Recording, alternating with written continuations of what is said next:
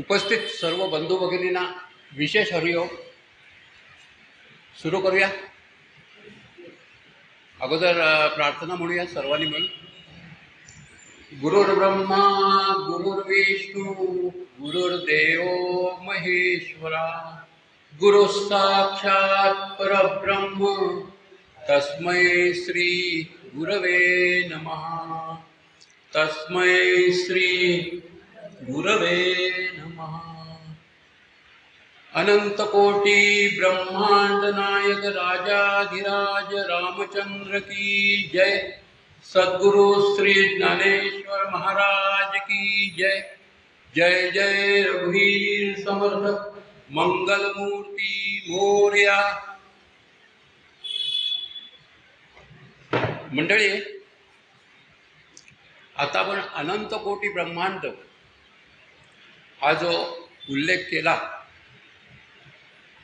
तर आजच्या एक 2-3 महिन्यापूर्वीच्या पेपरमध्ये एक बातमी आली होती की आत्ताच्या विकसित तंत्रज्ञानाच्या द्वारे ज्यावेळेला शास्त्रज्ञांनी विश्वाचा प्रसारामध्ये मोजणी केली, त्यावेळेला त्यांना असं दिसून आलं की 70 कोटी आकाशगंगा आहेत. आपली जी आकाशगंगा आहे, आपली पृथ्वी चंद्र सूर्य तारे असलेली आकाशगंगा आहे, तिच्यामध्ये हजारो सूर्य आहेत आणि असे हजारो सूर्य असलेल्या आकाशगंगा 70 कोटी आहेत, असं त्याने अनुमान काढलेलं आहे विकसित तंत्रज्ञानाने. आणि आपल्या पूर्वजांनी, आपल्या ऋषीमुनींनी साधारण 15,000 वर्षापूर्वी रामायणामध्ये अनंत कोटी ब्रह्मांडाचा उल्लेख आलेला आहे. रामायणामध्ये उल्लेख आलेला आहे, म्हणजे याचा अर्थ 15,000 वर्षापूर्वी आपल्याला हे माहिती होतं की अनंत कोटी ब्रह्मांड आहेत. हा एक महत्त्वाचा उल्लेख. त्याच्यानंतर आजचे तंत्रज्ञानी लोक, अभ्यासक रामायण आणि महाभारत कोणत्या काळात झालं त्याचं जेव्हा काउंटडाऊन काढतात, तेव्हा त्यांना असं लक्षात येतं की रामायण हे इसवी सन पूर्व 15,000 वर्षापूर्वीच्या काळामध्ये झालेलं आहे आणि महाभारत 5,000 वर्षापूर्वीच्या काळामध्ये झालेलं आहे. ह्याचा अर्थ आपला हिंदू धर्म हा एवढा प्रचंड असा प्राचीन आहे आणि ह्या प्राचीन धर्मामध्ये अनेक संत, महात्मे, ऋषी, मुनी ह्यांनी गेल्या 15,000 वर्षात एवढं काय कार्य करून ठेवलेलं आहे आणि एवढे विपुल ग्रंथ आपल्यासाठी तयार करून ठेवलेले आहेत. तर ह्याचा जर विचार केला, आपल्याला फक्त माहिती आहे की वेद, उपनिषद, वेद 4, उपनिषद 21, शास्त्र 6, पुराण 18, हे म्हणजे आपलं ओरिजिनल झालं. पण त्याच्यावरती जो काही मोठा ग्रंथ साम्राज्य उभं केलं आपल्या विचारवंतांनी, ते एवढं प्रचंड आहे की ह्या परकीयाने येऊन कितीही नष्ट करण्याचा प्रयत्न केला आपल्याला, तरी त्यांच्यानी शक्यच नाही. दुसरी गोष्ट म्हणजे आता इतर धर्मांचा जर आपण विचार केला तर ते गेल्या 2,000 वर्षातले आहेत. म्हणजे त्यांचा आणि आपल्या कुठेही असं कॉम्पिटिशन नाही आहे. आपल्या धर्माशी ह्या लोकांना काहीही करता येणार नाही. 1,000 वर्ष आपल्यावरती ह्या लोकांनी राज्य केलं तरी त्यांना आपला धर्म नष्ट करता आला नाही, तर आता याच्यापुढे ते काय करणार? तर ही जी भीती आहे लोकांच्यामध्ये धर्म नष्ट होण्याची, ती अवाजवी आहे असं मी म्हणेन. आजच्या विषयाला धरून फक्त एवढंच मी म्हणेन की आजचं विकसित तंत्रज्ञान काय करतंय आणि आपल्या धर्मामध्ये काय सांगितलेलं आहे. आजच्या विकसित तंत्रज्ञानाला माणसाच्या मनाबद्दल काही बोलता येत नाही. मनुष्य निर्माण होण्याच्या अगोदर त्याची काय स्थिती होती त्याबद्दल ते काय बोलू शकत नाही. मनुष्याच्या मृत्यूनंतर तो कुठे जातो त्याबद्दल नवीन तंत्रज्ञान काहीही सांगू शकत नाही. परंतु आपल्या ऋषीमुनींनी हजारो वर्षापूर्वीच ह्याच्यावरती एवढी तपश्चर्या केली, एवढा अभ्यास केला की त्यांच्यासमोर जर एखादी व्यक्ती उभी केली तर तो गेल्या किती जन्म काय करत होता आणि ह्याच्या पुढे तो कुठे जाणार आहे हे ते सांगू शकायचे. म्हणजे त्रिकाल ज्ञान जे म्हणतात ते आपल्या संतांना, महात्म्यांना होतं आहे. तर हे त्रिकाल ज्ञान जर आपण आता विचार केला तर भगवद्गीतेमध्ये 4थ्या अध्यायामध्ये आपल्याला माहिती आहे की कृष्ण अर्जुनाला सांगतो की आपल्या याच्या अगोदर अनेक जन्म झालेले आहेत, मला ते सर्व माहिती आहे, पण तुझ्या ते काही आठवत नाही, तुला काय आठवत, तुला विस्मृती झालेली आहे. म्हणजे भगवद्गीतेमध्ये जे सांगितलेलं आहे कृष्णाने तेच पुढे व्यासाने केलेलं आहे, ज्ञानेश्वराने ते केलेलं आहे, आणि इतर अनेक संत महात्मे आपल्याकडे आहेत की ज्यांनी ह्या गोष्टी सांगून ठेवलेल्या आहेत.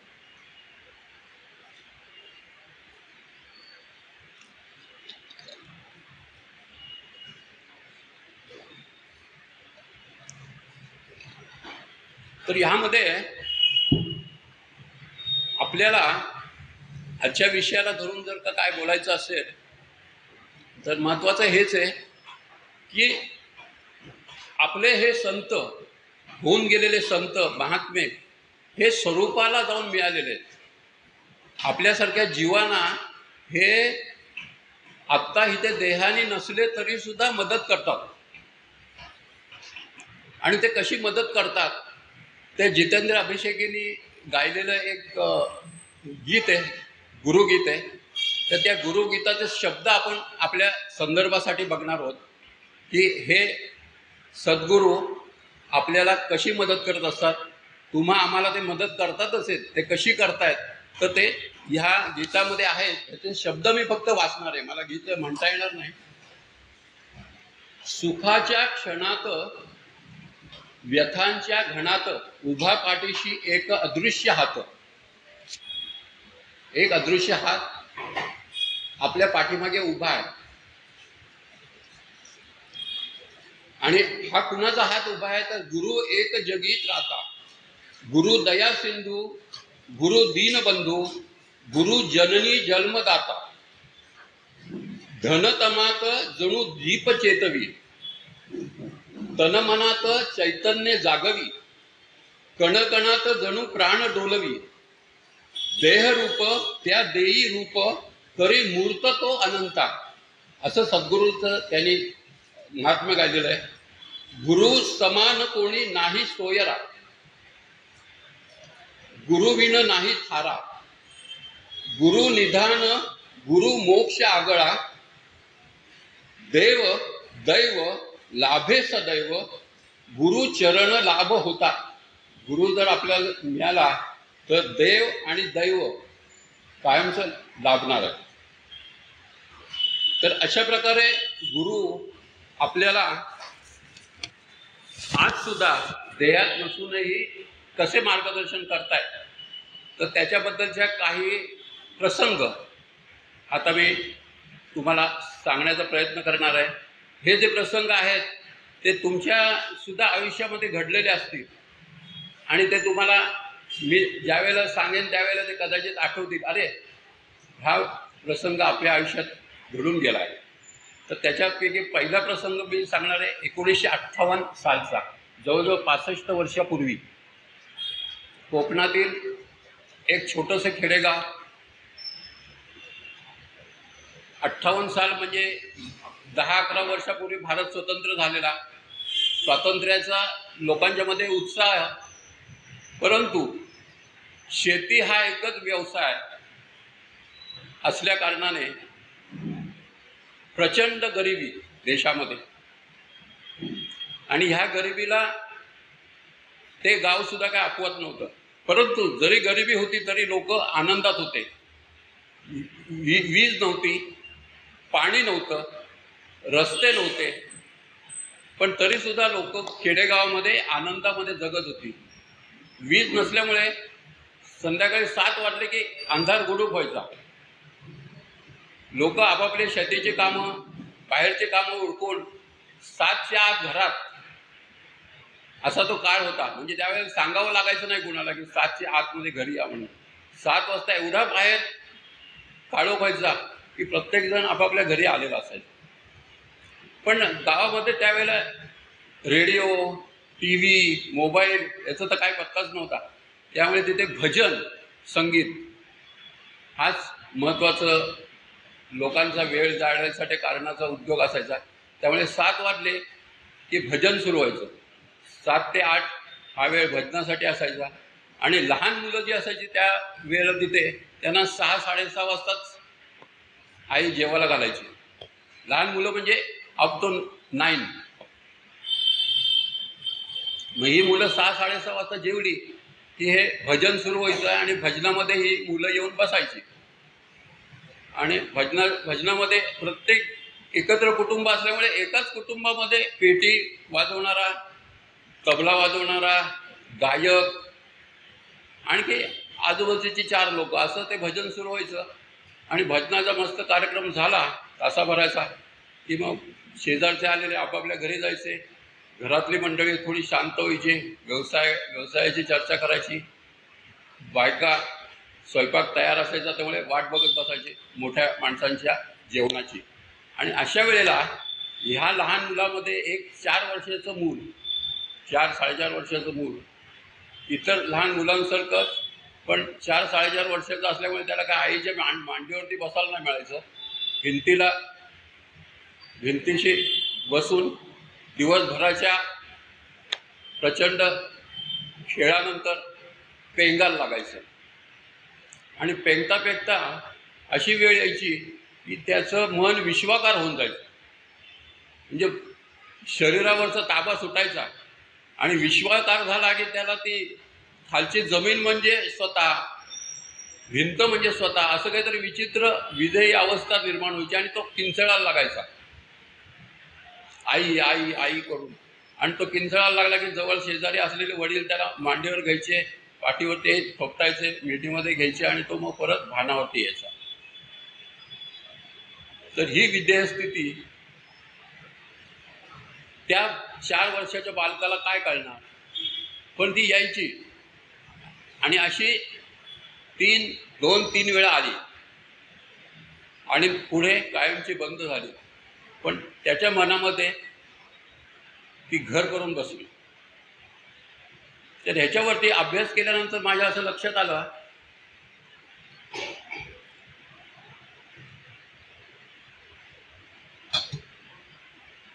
त्या 4 वर्षाच्या वयानंतर पुढे बरीच वर्षे गेली आणि अभ्यासामध्ये असं लक्षात आलं की ज्ञानेश्वरीमध्ये ज्ञानदेवाने दृष्टांत दिलेला आहे की मनुष्य मृत्यूच्या वेळेला त्याची जर काही साधना असेल आणि साधनेची त्याची जी काही प्रगती झालेली असेल त्या प्रगतीच्या टप्प्यावरती त्याचा जर मृत्यू झाला तर तो पुन्हा ज्या वेळेला जन्माला येतो तर पुन्हा जन्माला आल्यावरती ती प्रगती त्याला जशीच्या तशी परत एकदा बहाल केली जाते. म्हणजे बघा कशी गंमत आहे की मृत्यू झाल्यानंतर त्या वासनेमुळे त्याला परत जन्म घ्यायला लागला आणि पुन्हा जन्म घेतल्यानंतर त्याची जी काय साधना होती त्या साधनेच्या त्याला ती स्थिती मिळाली आणि ती स्थिती त्या बालकाची आहे, 4 वर्षाच्या बालकाची. आणखी एक त्याच्यावरती मला रेफरन्स असा मिळाला विवेकानंदांचा. विवेकानंद 17-18 वर्षाचे होते आणि रामकृष्णांकडे जाऊन त्यांच्या पाठीमागे लागलेला असेल की मला देव दाखवा, खरोखर जर देव असेल तर दाखवा. कारण कॉलेजला जाणारा मुलगा, त्याच्याबरोबरच्या मित्रांबरोबर भरपूर गप्पा गोष्टी व्हायच्या आणि हे सगळं खूळ आहे, सगळ्या खोट्या गोष्टी आहेत, अशा प्रकारचं मुलांमध्ये चर्चा व्हायच्या. पण रामकृष्ण हा असे होते, त्याला कोणीतरी सांगितलं की ह्याने देव पाहिलेला आहे, त्यामुळे तो रामकृष्णांकडे यायचा आणि त्यांच्या पाठीवर लागायचा की मला तुम्ही देव दाखवा. असं चाललेलं होतं. एकदा असेच रामकृष्ण त्यांच्या रूममध्ये त्यांच्या बेडवरती समाधी अवस्थेतून नुकतेच उतरत होते आणि तेवढ्यात हा तिथे पट्ट्या पोचला आणि नेहमीचा प्रश्न त्याने विचारला की मला देव दाखवा. असा प्रश्न विचारल्यावरती रामकृष्णाने फक्त त्याच्या खांद्याला असं स्पर्श केला आणि खांद्याला स्पर्श केल्यानंतर हा देहभान विसरला आणि विश्वाकार झाला. ही विश्वाकाराची अवस्था जी ह्या मुलाला 4थ्या वर्षाला आलेली होती ती ह्याला 18व्या वर्षाला रामकृष्णाने दिली. आणि रामकृष्णाने हे विश्वाकार अवस्था दिल्यानंतर तो प्रचंड भ्यायला आणि तो पण मोठ्या मोठ्याने घाबरून गोंधळ करायला लागला आणि पाया पडायला लागला रामकृष्णांच्या, की मला अजून जगायचं आहे, मला माझे आई वडील आहेत, मला अशी काय गोष्ट नको, मला बाहेर काढा, मला बाहेर काढा. आणि नंतर परत मग स्वामींनी रामकृष्णांनी त्याला जवळ घेतला आणि भानावरती आणलं. तर ही विधेय स्थिती हे एक अशा प्रकारचे उदाहरण म्हणून पहिला प्रसंग मी तुमच्यासमोर सादर केला. हरिओम. आता पुढचा एक प्रसंग सांगतो.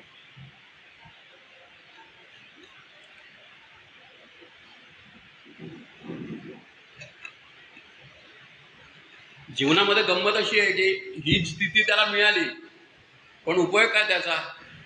4थ्या वर्षापासून त्याला परत एकदा सगळ्या गोष्टी शिकायला पाहिजेत. ज्ञान कुठे त्याला? परत एकदा सगळ्या गोष्टी शिकणं आलं, नोकरी धंदा आला,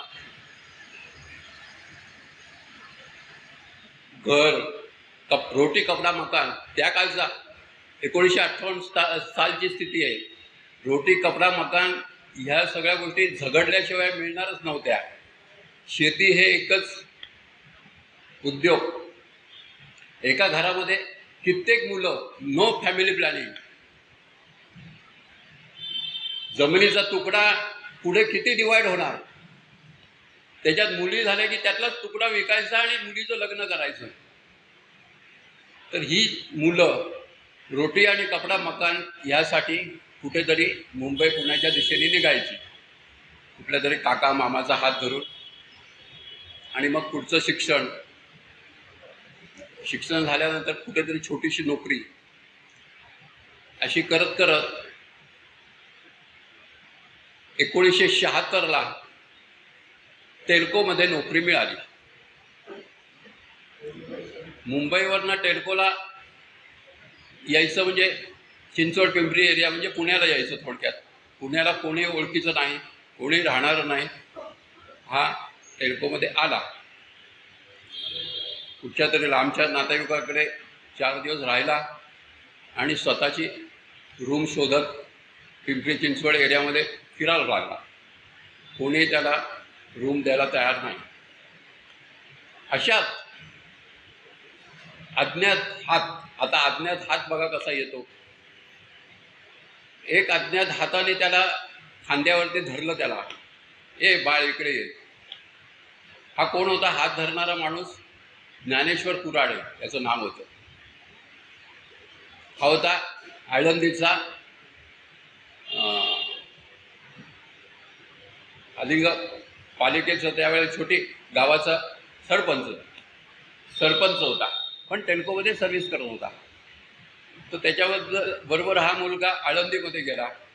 आळंदीमध्ये त्याला 2 खोल्या दाखवल्या. त्याच्याऐवजी त्यांनी मग आणखी थोडीशी शोधाशोध केली आणि एका कुलकर्णी काकांकडे त्याला एक रूम मिळाली. त्या रूममध्ये राहायला लागला. टेल्कोची 5-50 लोक तिथे राहणारी होती, त्यामुळे त्यांच्याबरोबर गप्पा गोष्टी, वय 22-23 वर्षाचं, गप्पा गोष्टी, कामाला जाणं. टेल्को विकास म्हणून त्यावेळेला हे होते, एक क्लब होता. त्याच्यामध्ये वाचण्यासाठी पुस्तकं, कॅरम, पत्ते आणि बुद्धिबळ असे खेळ असायचे. तर ही मुलं कंपनीतनं कामावरनं आली की त्या क्लबमध्ये जाणार, कॅरम खेळणार, बुद्धिबळ खेळणार, पुस्तकं वाचणार लायब्ररीची आणि घरी जाणार. तर काकांकडे जिथे राहायला होतो त्यांचं पण नाव ज्ञानेश्वर कुलकर्णी बरं का. त्यांनी विचारलं की तू काय वाचतोस?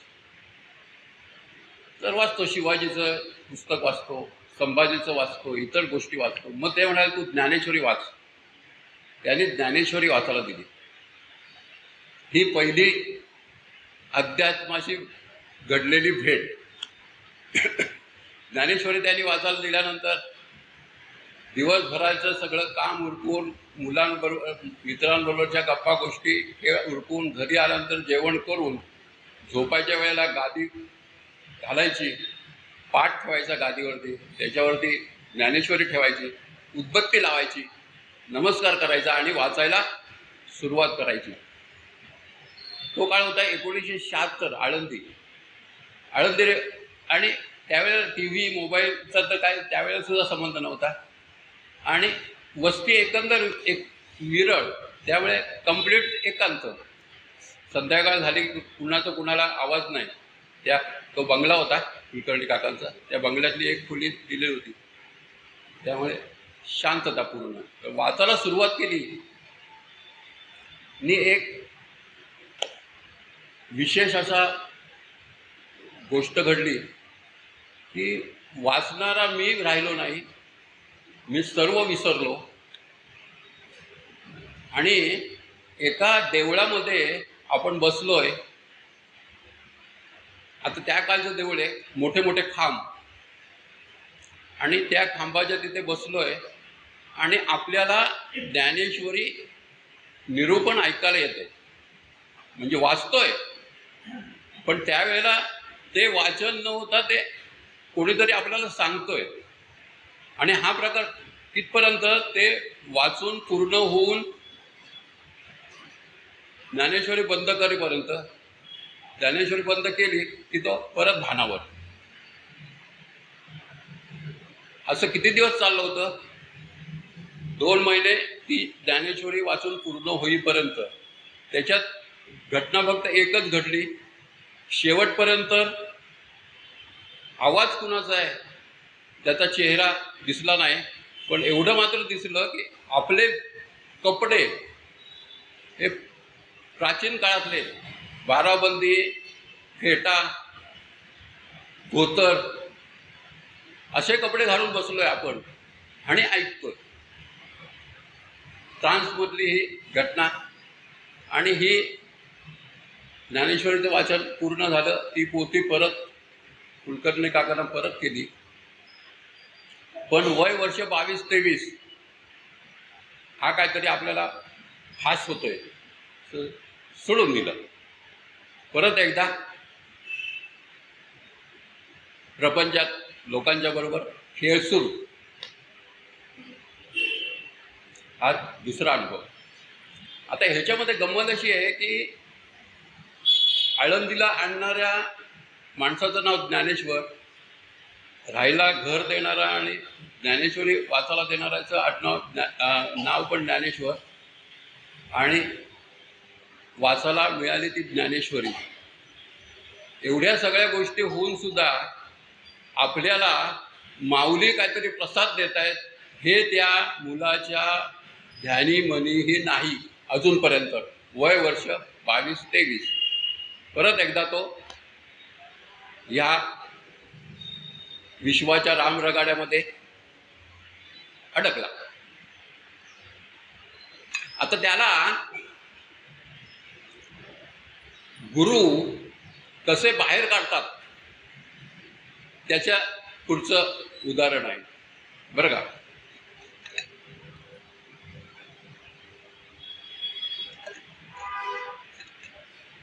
टेम्पोमध्ये नोकरी चालू होती, त्याच्यात डिप्लोमाचं शिक्षण, पार्ट टाइम डिप्लोमा झाला, प्रमोशन मिळालं आणि दुसऱ्या डिपार्टमेंटला प्रोडक्शन सुपरवायझर म्हणून जॉईन झाला. आणि आता असे काही फटके त्याला मिळायला लागले की मी करता, मी तर प्रोडक्शनचं सुपरवायझर आहे, माझी जबाबदारी आहे. मी करता म्हणशी पावशी दुःख शोक मनस्ताप, राम करता म्हणशी यश कीर्ती प्रताप. रामदास स्वामींचं वचन आहे. पण हा मी करता, त्यामुळे भरपूर ह्याला झोडपून काढलं. भरपूर दुःख, भरपूर शोक आणि भरपूर मनस्ताप चालू होता. दिवस, महिने, वर्ष चाललेली होती. हे चालूच होतं. याच्या मनात आलं की आपण जॉब बदलूया. बघा आता गंमत, जॉब बदलूया. कानपूरची एका ऑटोमोबाईल कंपनीची रिक्वायरमेंट होती, तिथे अर्ज केला. LML वेस्पा त्यावेळची कंपनी. तर त्यांनी बोलवलं इंटरव्ह्यूला. इंटरव्ह्यूला जायचं म्हणून सगळी तयारी केली आणि आवाज गेला. आवाज गेल्यानंतर इंटरव्ह्यूला जाण्याचा प्रश्नच नाही. कानपूर घरामध्येच राहिलं आणि परत एकदा हा सुरू झालं कंपनीमधलं मनस्ताप आणि हे. असं करता करता एक व्यक्ती शेजारी पाहायला मिळाली. त्याचं नाव होतं ज्ञानेश्वर गाडे, बरं का. तो पण सुपरवायझर होता एका डिपार्टमेंटचा आणि त्याला लोक माऊली म्हणत. आणि कामामधून वेळ मिळाला की त्याच्याकडे जाऊन बसायचं, गप्पा व्हायच्या. मी त्याचं वाच करत असायचो त्याला की हा मनुष्य पण आपल्यासारखा सुपरवायझर आहे, पण एवढा आनंदी, त्याच्याबरोबर काम करणारे कर्मचाऱ्यांबरोबर हास्यविनोद, त्याच्या वरिष्ठांबरोबर हास्यविनोद, आणि आपण मात्र सकाळी आल्यापासून संध्याकाळपर्यंत प्रचंड उलथापालथ आणि मनस्ताप. हे कसं काय? शेवटी त्याला विश्वासात घेऊन मी विचारलं की माऊली, मी अशा अवस्थेमध्ये आहे आणि तुम्ही अशा अवस्थेमध्ये आहे, तर ह्याला कारण काय? आणि तिथे टर्निंग पॉईंट आला. तिथे माऊलीने तडके देऊन कसं आता वळवलंय बघा. तो म्हणाला, मी एक काम करतो, 15 दिवसाची रजा टाक, काय करायचंय वगैरे तुला आता मी सांगणार नाही. 15 दिवसाची रजा काढ आणि मी सांगेन त्यावेळेला आणि माझ्याबरोबर तू ये. आता माझी एकंदर अवस्था बघता मी म्हटलं 15 दिवसाचीच काय, महिन्याची रजा काढून यायला तयार आहे. आणि त्याच्याबरोबर 15 दिवसाची रजा त्याने सांगितलं की 15 जून ते 30 जून 15 दिवसाची रजा टाक ह्या वर्षी. त्यावेळेला मे महिना चालू होता. जून महिन्याची रजा टाकली, सँक्शन करून घेतली साहेबाकडनं आणि सांगितलं त्याने 14 तारखेला रात्री मार्केट यार्डमध्ये रूम नंबर अमुक अमुक ठिकाणी ये. साल होतं 1987. 1987 साली 14 जूनला मार्केट यार्डमध्ये गेलो रात्री 10 वाजता. ते मार्केट यार्ड म्हणजे ते हे असतात ना, शटर असतात.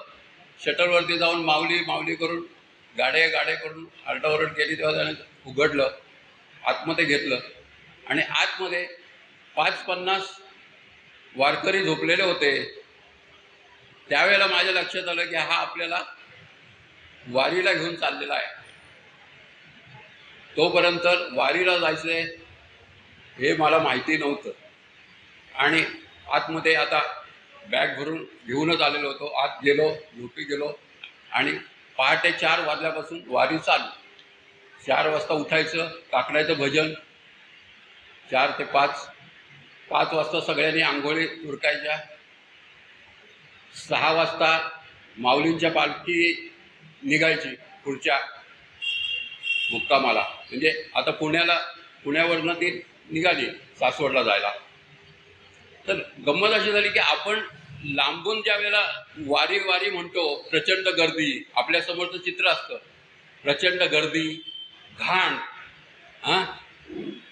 आणि आपण थोडंसं त्याचा लोकांचा तिटकारा करतो, एकंदर कसे राहतात, काय करतात. पण ज्या वेळेला मी तिथे जवळ गेलो आणि सकाळी 6 वाजता सकाळी त्या पादुकांची पूजा होते 5 ते 6 आणि ती पूजा करून ती रथ उभा राहतो सासवडच्या टेकाला. तर त्याचं ते एकंदर सगळं राजेशाही थाट अगदी जवळ जाऊन आपण बघितलं ना की आपले नेत्र दिसतात, असा थाट आहे माऊलींच्या पालखीचा. सुरुवातीला एक बैलगाडीवरती ताशा निघतो. त्या ताशाच्या पाठीमागे एक घोड्यावरती भगवा निशाण घेऊन एक माणूस असतो. त्या ताशाच्या अगोदर तुतारी असते, बरं का. तुतारी वाजते, तर तुतारीच्या नंतर ताशानंतर भगवा निशाण घेतलेला घोड्यावर घोडेस्वार, त्याच्या पाठीमागे माऊलींचा घोडा. माऊलींचा घोडा म्हणजे काय, माऊलींच्या घोड्यावरती हे घातलेलं आणि तिथे स्वतः माऊली आहेत असे एक लोकांचा श्रद्धा म्हणून माऊलीचा घोडा. त्याच्या पाठीमागे 27 दिंड्या. त्या 27 दिंड्यांमध्ये 5 निशाणधारी, त्याच्या पाठीमागे एक हंडावाली म्हणजे ते जे गायन करणारे असतात त्यांना पाणी लागतं घसा सुटल्यावरती म्हणून त्याला.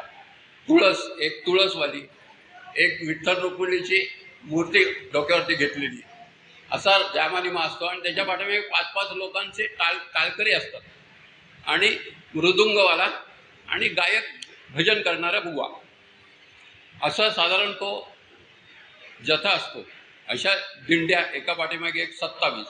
त्या 27 दिंड्या झाल्या की त्याच्या पाठीमागे माऊलींचा रथ, आणि माऊलींच्या रथामध्ये परत ह्याच प्रकारे 200-250 दिंड्या, असा लाखोंचा समुदाय शिस्तीमध्ये.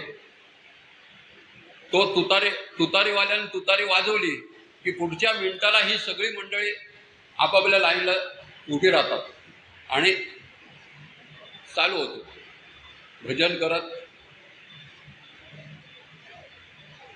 मंडळी जायला निघतात. प्रत्येक 5-5 मिनिटांनी ती पालखी थांबते. रस्त्याने जाणारे जे लोक दर्शनासाठी इच्छुक असतात ते दर्शन घेतात, चालली पुढे. असं करत करत 2 तासांनी पालखीचा एक विसावा येतो. विसाव्याला पालखी एका ठिकाणी उतरवली जाते. सगळे वारकरी वेगवेगळ्या ग्रुप करून आपापल्या ठिकाणी बसून कोणी चहा घेतो, कोणी काहीतरी खातो, आणि ती पालखी अर्ध्या तासाने परत पुढे निघते. म्हणजे पहिला 6 वाजता निघाल्यानंतर 9 वाजताचा एक छोटासा विसावा, 12 वाजता जेवणासाठी थांबते, तिथे 2 तास थांबते पालखी. त्याच्यानंतर परत 2 वाजता निघाली की पुढे 4 वाजता विसावा, आणि 7 वाजता ज्या गावाला थांबायचं तिथला मुक्काम. तर त्या 7 वाजता लोक त्या पालखी गेली, पालखीची ही होते, आरती होते, आणि आरती झाली की पालखी त्या मुक्कामाच्या जागेवरती जाते आणि लोक आपापल्या वारकरी आपापल्या तंबूमध्ये जातात. तंबूमध्ये गेले की चहा घेणार. परत ह्यांचं 9 वाजता जेवण होणार आणि 9 ते 12 परत भजन. 12 ते 4 फक्त वारीमध्ये झोप मिळते. परत 4 वाजता उठायचं, काकड्याचं भजन. 5 ते 6 स्वतःचं आंघोळ पाणी, आणि 6 वाजता परत पालखीबरोबर जाणं. असा हा कायम प्रवास, कायम भजन आणि कायम माऊली. थोरापासून छोट्यापर्यंत एकमेकाच्या पायावरती डोकं ठेवणं, अहंकार शून्य अवस्था. प्रत्येकाला माऊली म्हणून हाक मारायची, कुणाचं नाव माहिती नाही. भजन, विठ्ठल नाम असं करीत 15 दिवस ह्या वारीबरोबर आपण जायचं आणि विठ्ठलाला जाऊन पंढरपूरला पोचायचं. तर ह्याच्यामध्ये काय होतं, ही अशी तुकाराम महाराजांनी म्हणा किंवा त्याच्या अलीकडे पलीकडे कुणीतरी हा असा काही सगळा बसवलेला भाग आहे की ह्या 15 दिवसामध्ये लाखो वारकरी एकाच प्रकारे ह्या सगळी करत रेझोनन्स निर्माण होतो. आणि या रेझोनन्सचा फायदा असा होतो की तो माणूस संसारातून ह्या ठिकाणी आल्यानंतर एवढ्या शांतीचा अनुभव करतो. ज्यावेळेला तो 15 दिवसांनी पंढरपूरला पोचलेला असतो, पंढरपूरला जातो, एकादशी असते, त्या दिवशी एकादशीचा उपवास करतो, परत रात्रभर भजन करतो, आणि द्वादशीचं पहाटे 6:30 वाजता उपवास सोडून तो एसटीने आपापल्या घरी जायला निघतो. तर ह्या 15-16 दिवसाच्या ह्या तपश्चर्येमध्ये अशी अवस्था एक आलेली असते की तो काम, क्रोध, लोभ, मोह, मद, मत्सर सगळं विसरलेला असतो. पूर्ण शांती, शांती आणि शांती. अशा अवस्थेमध्ये तो ज्यावेळेला गाडीमध्ये बसतो त्यावेळेला हा निश्चय करतो की पुढच्या वर्षी आपल्याला परत यायचं. आपण जो विचार करतो ना की ही लोक कशी काय वर्षानुवर्षे वारी करतायत, तर ह्या वारीमध्ये मिळणारा जो आनंद आहे ना, तो हा असा काहीतरी अद्भुत असा आनंद आहे. आणि हे फटके खाऊन, कंपनीतले फटके खाऊन, त्या माऊलीबरोबर मी ज्यावेळेला हा 15 दिवसाचा प्रवास केला तेव्हा माझ्या लक्षात आलं की आपण स्वतःला जे मी म्हणतोय ते मी कोणी नाही, करता करविता तो पांडुरंग आहे. समोर येणाऱ्या माणसामध्ये देवाला बघ, म्हणजे तुझे सगळे व्याप, सगळे मनस्ताप नाहीसे होतील. आणि त्याप्रमाणे गंमत अशी झाली, हा 15-20 दिवसाच्या प्रवासानंतर आल्यानंतर कंपनीमध्ये ज्या दिवशी मी पाऊल ठेवलं त्यावेळेला मला मेसेज मिळाला की तुझी प्लॅनिंग डिपार्टमेंटला ट्रान्सफर झालेली आहे. म्हणजे मला त्या डिपार्टमेंटमध्ये प्रोडक्शन सुपरवायझर म्हणून कामसुद्धा माऊलीने माझं बंद करून टाकलं होतं. डायरेक्ट डिपार्टमेंट चेंज केलं होतं. म्हणाले की आता तू मार्गाला लागलास. म्हणजे मार्गाला लावण्यासाठी सद्गुरू अज्ञातामध्ये असून सुद्धा, दृश्यामध्ये नसून सुद्धा सूक्ष्मामधून कसं कार्य करतात त्याचं हे एक उदाहरण म्हणून तुमच्यासमोर ठेवलं. हरिओम.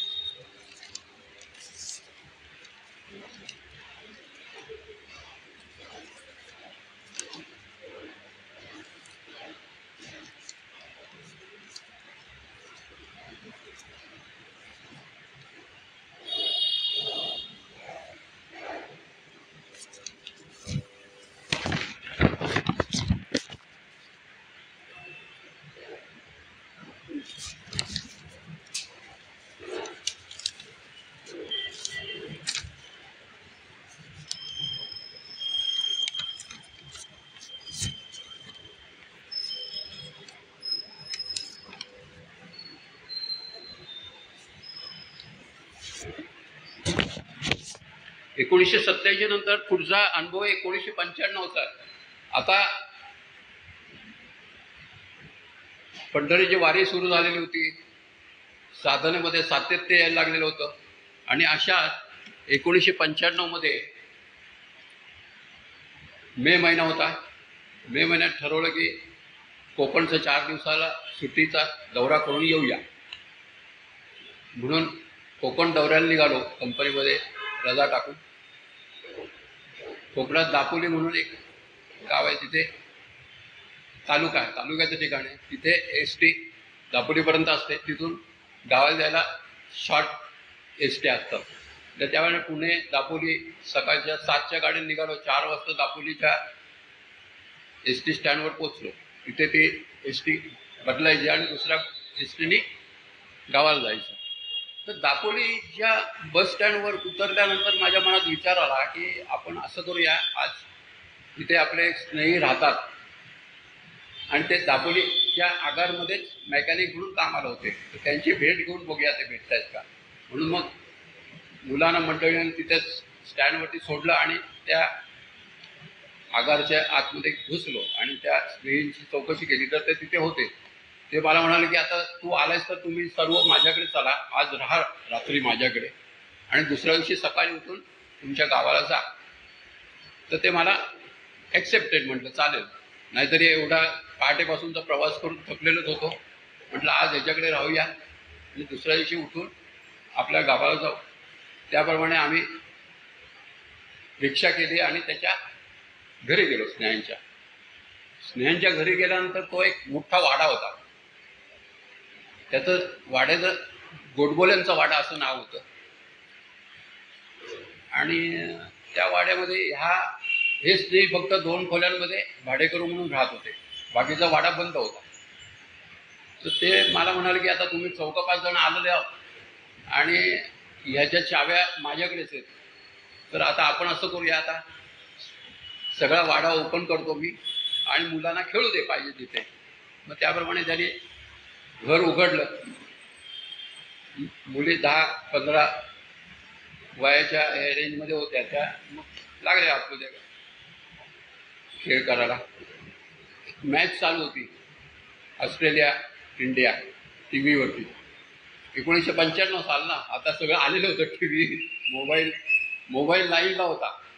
जरी जनरल कॉमन लोकांच्या हातात आला नव्हता तरी काही मोठ्या अधिकाऱ्यांकडे दिसायला लागलेला होता. तर टी व्हीवरती ऑस्ट्रेलिया इंडिया मॅच बघत बसलो. मुलं बाजारात गेली, आई आणि त्या ताईंना घेऊन, आणि तासाभराने परत आली. तोपर्यंत संध्याकाळचे 6 वाजले. 4 वाजता आम्ही तिकडे आलो ना. तर 6 वाजता मनात आलं की आता आपण उठूया. बाहेर बघितलं तर विहीर होती त्यांची. घरामधल्या खोल्या बघितल्या तर त्याच्यात एका खोलीमध्ये एक शिशव्याचा असं देवारा होता, मोठाच्या मोठा. आणि त्या देवाऱ्यामध्ये विठ्ठलाची मूर्ती, उजव्या सोंडेच्या गणपतीची मूर्ती आणि देवीची मूर्ती, अशा 3 मूर्ती होत्या. पण गंमत अशी होती की तो संपूर्ण देवारा 40% भरलेला होता. म्हणजे बरेच महिन्यात कुणी तिथे पूजा अर्चा केलेली नव्हती. तर मनात आलं की आता काकाने आपल्याला राहायला हे घर दिलंय, तर आपलं पहिली जबाबदारी ही आहे की इथल्या देवांना स्वच्छ करणं. मी गेलो, आंघोळ केली. आंघोळ करून आलो, स्वच्छ केला देवारा. त्या ताईंकडनं निरांजन उदबत्ती घेतली.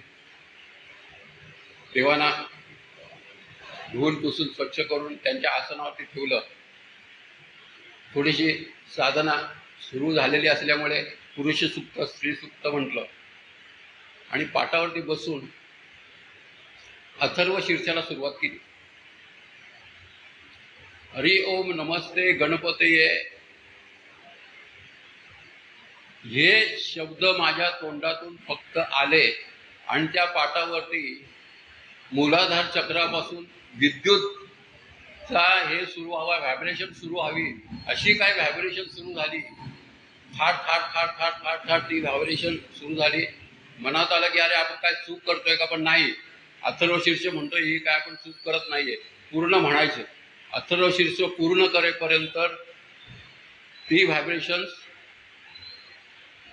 सहस्रार चक्रापर्यंत गेली. अथर्व शीर्षाचं पूर्ण आवर्तन झालं होतं. साष्टांग नमस्कार घातला. मनात प्रचंड घाबरलो होतो, कारण वाचन अजून काय पाहिजे तसं वाचन नव्हतं, अध्यात्माचं वाचन नव्हतं. त्यामुळे काय झालंय हे काय माहिती नव्हतं. उठलो, कपडे बदलले आणि गुपचूप परत एकदा मॅच बघत जाऊन बसलो. बाकी मुलं पण मॅच बघत होती. तिथे मला विचारण्यात आलं, अहो तुमचे डोळे लाल का दिसत आहेत, असा एक प्रश्न आला. मी म्हटलं आत्ताच थंड पाण्याने आंघोळ केली ना, त्यामुळे बहुतेक डोळे लाल असतील, असं सांगून ते मिटवलं. रात्रीची जेवणं झाली, सगळी मंडळी झोपी गेली. मी मात्र वरती हाड्याकडे बघत रात्रभर जागा होतो की घडलेली घटना काय आहे. आणि असं करत सकाळी उठून आवरून माझ्या गावाकडे जायला निघालो. गावाला गेलो. मला काही चैन पडत नव्हतं. शेजारी एक डॉक्टर काका होते आमच्या. पहिला उठलो, पळत पळत त्यांच्याकडे गेलो आणि त्यांना झालेली घटना सांगितली. घडलेली घटना सांगितली होती. ते चांगला अभ्यास होता त्यांचा. ते म्हणाला, अरे घाबरतोस काय, म्हणाले वेड्या, तुझ्यावरती गणपतीने कृपा केली. उजव्या सोंडेचा गणपती होता म्हणतोस ना, आणि अथर्व शीर्ष म्हणता म्हणता तुला हा अनुभव आलाय. तुझ्यावरती कृपा झाली म्हणाला गणपतीची, कुंडलिनी शक्ती जागृत झाली तुझी. मला काय कळलं नाही ते काय म्हणतात ते, पण एवढं कळलं की काहीतरी चांगलं झालंय आणि मन शांत झालं. असा हा अनुभव. इथे हा पडदा हरिओम. आता पुढच्या याच्याकडे वळूया.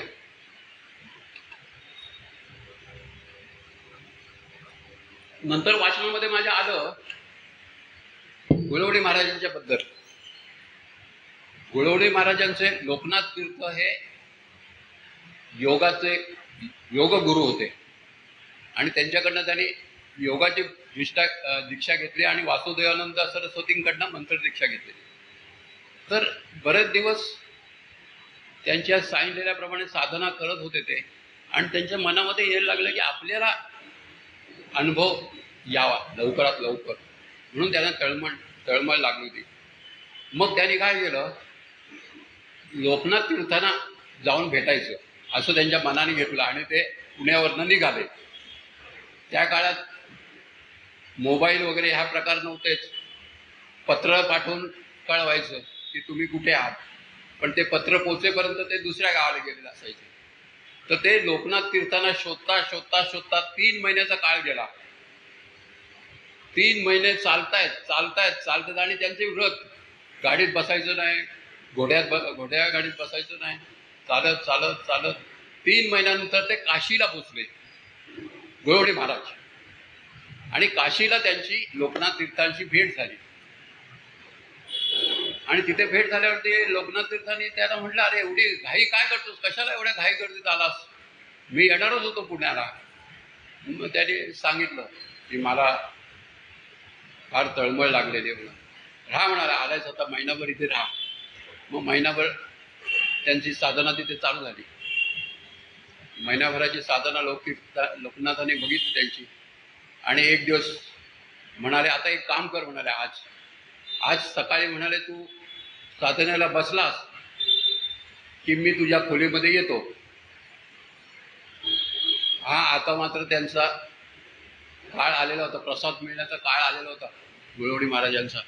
आणि मजा अशी झाली की लोकनाथ तीर्थांनी त्या छोट्या छोट्या खोल्या असायच्या ना, लोकनाथ तीर्थांनी त्या खोलीच्या उंबरठ्यामध्ये पाऊल ठेवलं आणि हे साधनेला पाटावरती बसले होते. ह्याचं आसन घालून, कोणतं आसन म्हणतात त्याला, एकमेकावरती पाय घातलेला पद्मासन. पद्मासनाची अशी मिठी असते की ती अशी सुटत नाही. पद्मासनामध्ये बसलेले योगीराज गुळवणी महाराज, आणि त्यांनी आतमध्ये एंट्री मारल्या जी ह्यांची कुंडलिनी जागृत झाली, ते पाटावरती 1 फूट वरती उडायला लागले असे. पण यांची पद्मासनाची एवढी सॉलिड ही पकड असल्यामुळे ते पडले नाहीत. पाटावरती थार थार थार, आणि साक्षात सद्गुरू समोर उभे आहेत म्हटल्यावर घाबरायचा प्रश्नच येत नाही. आणि ते बसलेले आहेत आणि असं करता करता त्यांची ती अवस्था सहस्रार चक्रापर्यंत उलटलेली गेली. हे आतमध्ये आले, त्यांनी त्यांच्या डोक्यावरती हात ठेवला आणि गुळवणी महाराजांना जी समाधी लागली ती 18 तासानंतर ते जागृत झाले. दुसऱ्या दिवशी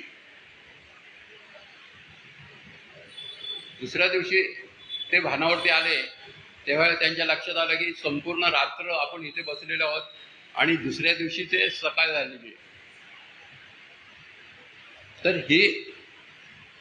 ही अनुभूती मोठ्या साधकाची आणि माझी अनुभूती छोट्या साधकाची. हे थोडंसं रेफरन्स म्हणून, उदाहरण म्हणून सांगितलं.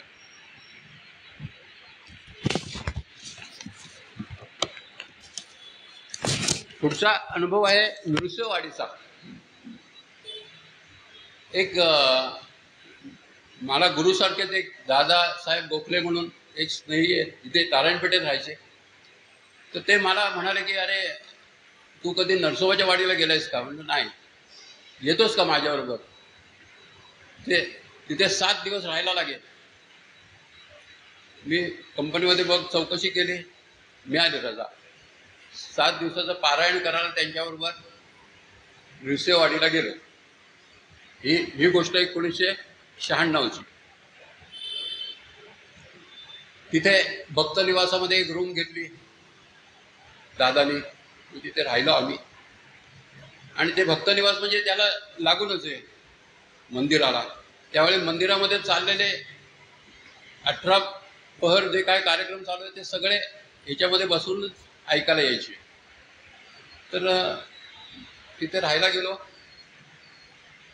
पहाटे उठायचं, कृष्णेवरती जाऊन स्नान करायचं, स्नान करून दर्शन घ्यायचं दत्त महाराजांचं, आणि आपल्या जागेवरती येऊन गुरुचरित्राचं वाचन सुरू करायचं. हा साधारण आमचा नियम होता. त्याप्रमाणे पहिला दिवस झाला. पहिला दिवस पहिला दिवस झाला त्याच्यामध्ये आमच्या जेवणाची व्यवस्था सांगलीवरनं होत होती. सांगलीला एक स्नेही होते, ते मुलगा त्यांचा डबा घेऊन यायचा. एक मुकुंदराव पुजारी, आपले मुकुंदराव पुजारी म्हणून आमचे स्नेही होते, टेल्कोवाले, त्यांचं घर होतं तिथे आणि ते गुरुद्वादशीच्या निमित्तानं तिथे यायचे. तर ते आलेले होते. ते संध्याकाळी थर्मासमध्ये चहा घेऊन यायचे आम्हाला आणि त्यांच्याबरोबर गप्पा व्हायच्या. असा पहिला दिवस संपला. दुसऱ्या दिवशी पहाटे 5 वाजता उठून परत कृष्णा नदीवरती स्नानाला गेलो. आमचे दादा होते, ते पायरीवरती बसून आंघोळ करायचे. माझं वय होतं 40च्या दरम्यान होतं, अजून तरुण होतो. मनात आलं की आता आपण असं करूया, नदीमध्ये सूर मारूया. श्री गुरुदेव दत्त म्हणून नदीमध्ये सूर मारला. खोल पाण्यामध्ये गेलो आणि अद्भुत घटना अशी की त्या पाण्यामध्ये हजारो अत्तराच्या कुप्या फोडलेल्या आहेत. असा सुगंध, आणि त्या सुगंधाने मी अगदी बेभान होऊन असा खालून वरती आलो. आंघोळ झाली आणि थोडंसं फटफटायला लागलं तर तिथे बोर्ड लिहिलं होतं, इथे मगरी आहेत, आतमध्ये कुणीही खोल पाण्यात जाऊ नये. तो बोर्ड नंतर वाचला म्हणून हा अनुभव मिळाला, नाही तर तो अगोदर वाचला असता तर हा अनुभव आपल्या गाठीशी आला नसता. वरती आलो, सोळं वगैरे नेसून, गंध वगैरे हे लावून, प्रदक्षिणा करून दत्त महाराजांचं दर्शन घेऊन आम्ही आमच्या कार्यक्रमाला सुरुवात केली. आणि नंतर मग दादांना सांगितलं की अशी घटना घडली. ते पण जरासे आश्चर्यचकित झाले, ह्याला काहीतरी महाराजांनी काहीतरी अनुभव दिला बाबा याला. आणि ते 7 दिवसाचं पारायण उरकून दत्त महाराजांनी दिलेली प्रेमाची खूण घेऊन मी परत पुण्याला आलो. आणि 1995-96 पासून गुरुद्वादशीचं पारायण आज पावत तब्येतीची कारणं सोडता अजून चालू आहेत, करोनाचा काळ सोडता. तर अशा प्रकारचे अनुभव दत्त महाराज सुद्धा आज आपल्या भक्तांना देतात आणि त्यांना आपल्याकडे ओढून घेतात. हा एक छोटासा अनुभव.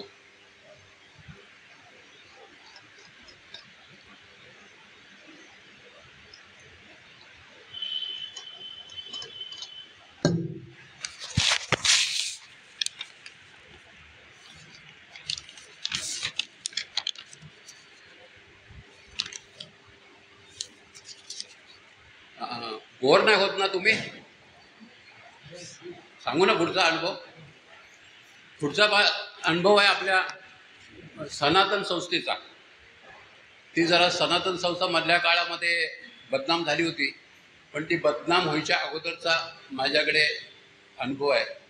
तर तेव्हा ते सनातन संस्थेचे अनंत बाळाजी आठवले हे संस्थापक आहेत, आणि गुरुकृपा योगानुसार साधना असं त्यांचं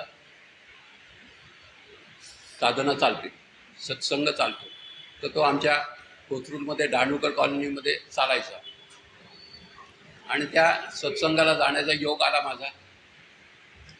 10-15 मंडळी असायची आणि आठवल्यांच्या कडून काहीतरी हे आलेलं असायचे की आता ह्या प्रकारची साधना करा, आता हे नामस्मरण करा, किंवा आणखी काही गोष्टी गुरूंच्या बद्दलच्या काही आठवणी, असा तो सत्संगाचा कार्यक्रम 1 तासाचा असायचा.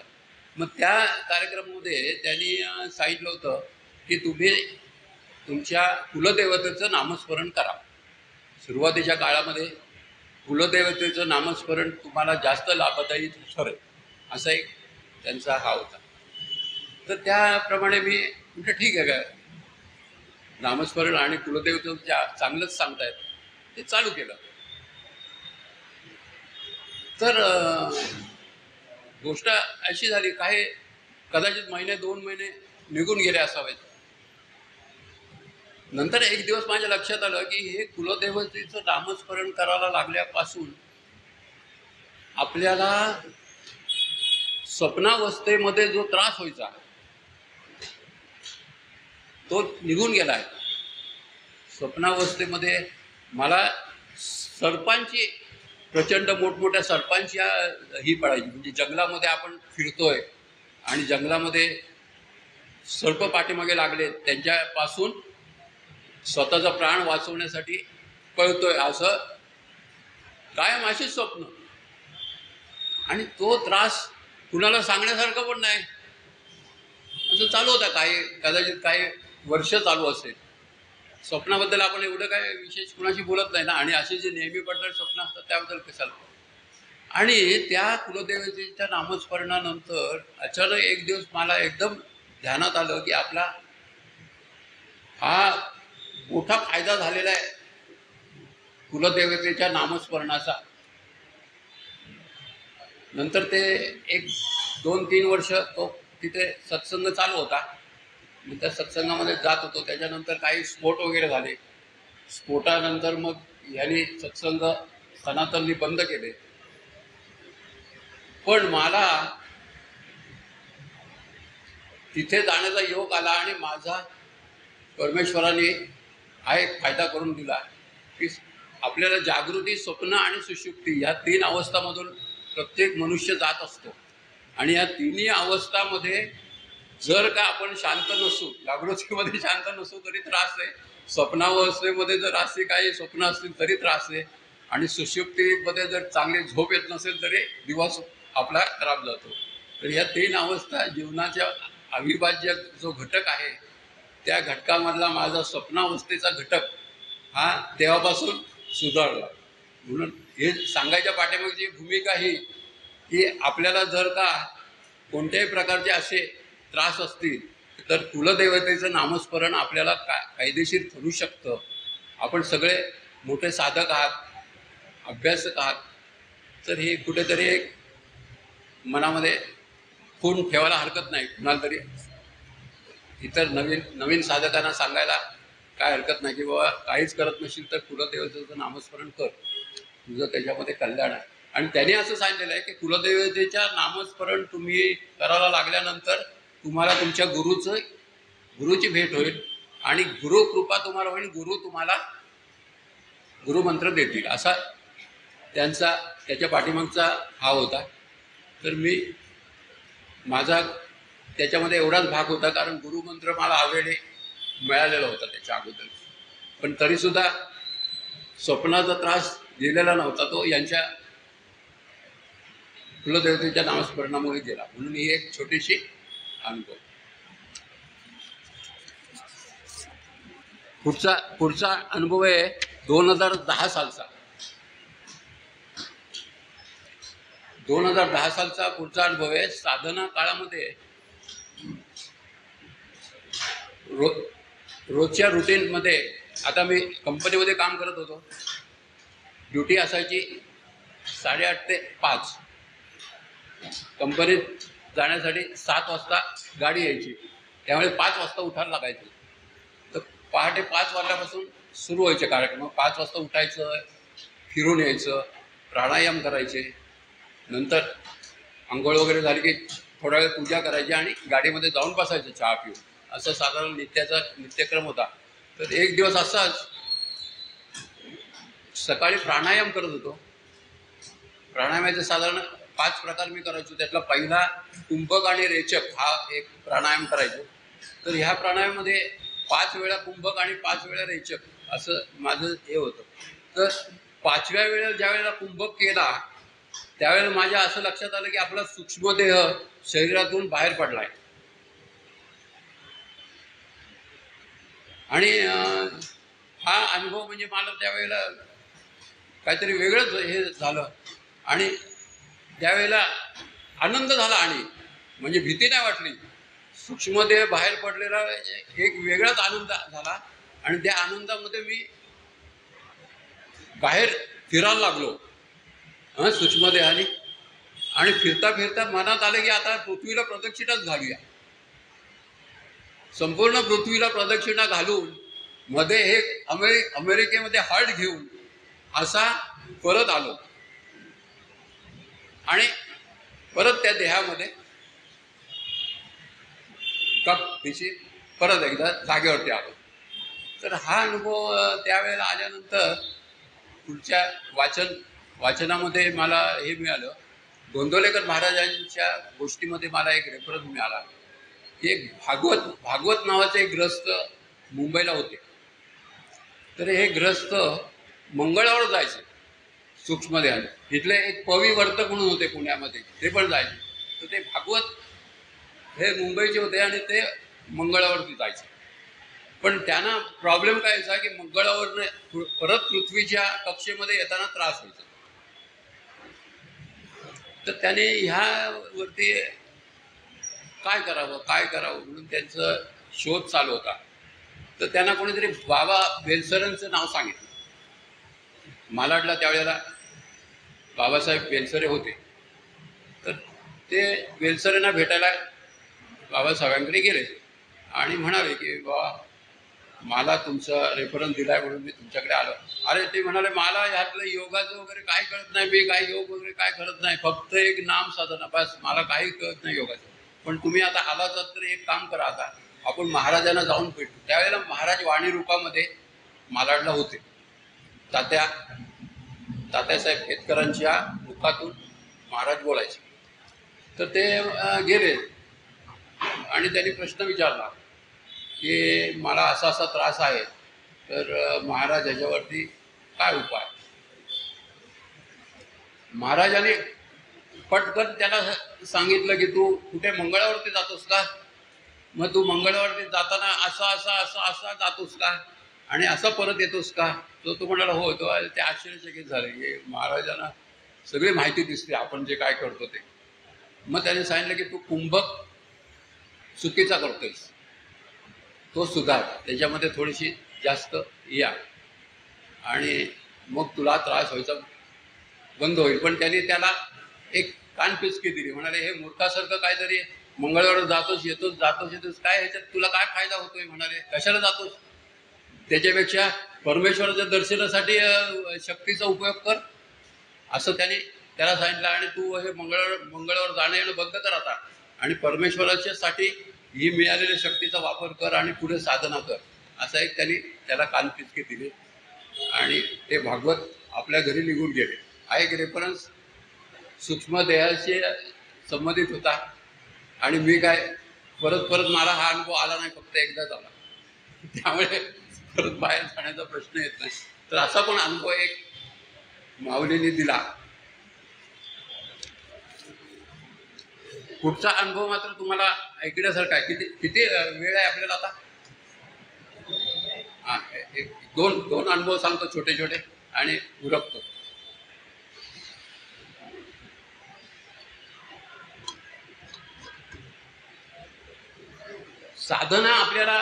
साधनेमध्ये सातत्य असलं ना तर निश्चित काही ना काहीतरी त्याच्यातून हे मिळत असतं. त्याच्यावरती रजनीशाने एका ठिकाणी म्हटलंय की तुम्ही फक्त तुमच्या साधनेचं सातत्य ठेवा, कोणत्याही गोष्टीची अपेक्षा करू नका. तुम्हाला परमेश्वराला काय द्यायचं असेल तर ते अचानक तो देऊन जाईल एक दिवस. आणि परमेश्वर ही जी संकल्पना आहे, ज्ञानेश्वर महाराज विश्वात्मक देव म्हणतात. संपूर्ण विश्व हा एनर्जीचा गोळा आहे आणि ते एनर्जीचा गोळा म्हणजेच परमेश्वर.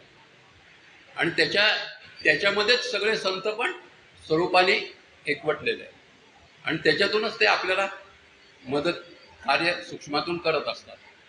त्यामुळे ओशो म्हणाले की तुम्ही फक्त तुमचं काम करा, तुम्हाला योग्य वेळ आली की मार्गदर्शन मिळेल. तर एक दिवस मी असाच, गुरुवार सुट्टीचा दिवस होता आमच्या टेल्कोला गुरुवारची सुट्टी असायची.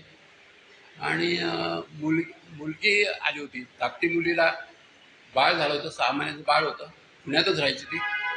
मला म्हणाले बाबा आज तुम्हाला सुट्टी आहे तर 3 वाजता तुम्ही माझ्याबरोबर डॉक्टरकडे चला. मग दुपारची जेवणं झाली 1-1:30 वाजता. म्हटलं चालेल जाऊ आपण. म्हटलं आता हिच्याबरोबर 3 वाजता जायचे तर आज आपण आता आराम खुर्चीतच जराशे बसूया. 3 वाजले की हिच्याबरोबर निघू. तर आराम खुर्चीमध्ये बसलो, डोळे मिटून नामस्मरण करत. आणि केव्हा मला तंद्री लागली ते समजलं नाही. ताई आतमध्ये आले, हाक मारत, बाबा बाबा बाबा. आणि तिने ज्या वेळेला बाबा म्हणून हाक मारली त्यावेळेला माझ्या लक्षात आलं की आपण आत्मदर्शन घेतोय आणि आपण आत्मदर्शनामध्ये एवढे काही मशगूल आहोत की तिच्या बाबा बाबा हाक मारत असून सुद्धा आपण तिला कोणताही रिस्पॉन्स देत नाहीये, बरं का. त्यामुळे तिच्या बाबा बाबा ह्या हाक मारण्यामुळे मला जे दर्शन झालं, आत्मदर्शन, तो एक चमत्कार ठरला. कारण मी जर चटकन जागा झाला असतो झोपेत ना किंवा समाधीतनं म्हणा किंवा तुर्यावस्थेतनं म्हणा तर मला हे कळलं नसतं. पण तिच्या ह्या हाका मारण्यामुळे तो एक चमत्कार मला दिसला की आपलं मूलाधार चक्र, स्वाधिष्ठान चक्र, मणिपूर चक्र आणि अनाहत चक्र, ही जी 4 चक्र आहेत ना, त्या 4 चक्रातल्या मधल्या भागामध्ये कुठेतरी हृदय, ज्याला म्हणतात हृदयाची गुहा म्हणतात की शास्त्र ग्रंथ किंवा मोठमोठे संत, तर त्या भागामध्ये उभी ट्यूबलाईट, बरं का, ही जी ट्यूबलाईट आहे ना ते मूलाधार चक्रापासून ते अनाहत चक्रापर्यंत मध्येच कुठेतरी अशी छोटीशी सूक्ष्म ट्यूबलाईट. आणि ही ट्यूबलाईट कशी, तर वीज चमकते ना, त्या विजेच्या एवढी जबरदस्त प्रकाश देणारी अशी ट्यूब तिथे. आणि त्याच्याकडे बघण्यामध्ये मी तल्लीन झालेलो आहे. आणि त्या मुलींची वेळ झालेली होती, मध्ये किती वेळ निघून गेला होता मला माहिती नाही. ह्याच्यामध्ये तिने आली आणि तिने माझ्या पाठीवरती थाप मारली, अहो बाबा उठा. आणि मी जागेवरती आलो आणि ते संपलं. तर हे असं आत्मसाक्षात्कार काही क्षणासाठी मला एकदा होऊन गेला की जो पुन्हा कधी झाला नाही. म्हणजे मोठ्या मोठ्या संतांना नेहमीच ते समाधी अवस्थेत जात असतात, तशी अवस्था काय कधी आली नाही. पण त्यावेळेला मात्र एकदा 2012 साली कदाचित 1 तासाभरासाठी त्या अवस्थेमध्ये मी होतो, ज्या वेळेला माझ्या मुलीने हाक मारल्यानंतर मी जागेवरती आलो. शेवटचा एक प्रसंग सांगतो आणि आपलं हा कार्यक्रम आपण संपूया. 2016 सालची घटना आहे. त्यावेळेला आत्ता जसे डेंग्यू आणि चिकनगुनियाची साथ चालू आहे ना, तशी 2016 साली पण आली होती. आणि मला चिकनगुनियाच्या डासाने कुठेतरी पकडलं आणि प्रचंड तापाने 4 दिवस अंथरुणावरती खेळून ठेवलं होतं. मग डॉक्टरकडे गेलो, त्यांनी चेकिंग केलं, तो म्हणा चिकनगुनिया झालेला आहे. त्याची औषधं 4-5 दिवस सकाळ दुपार संध्याकाळ चालू होती आणि कोणताही फरक पडत नव्हता. औषधं नुसती आतमध्ये जात होती. आणि एक दिवस 6 वाजता सकाळी उठलो.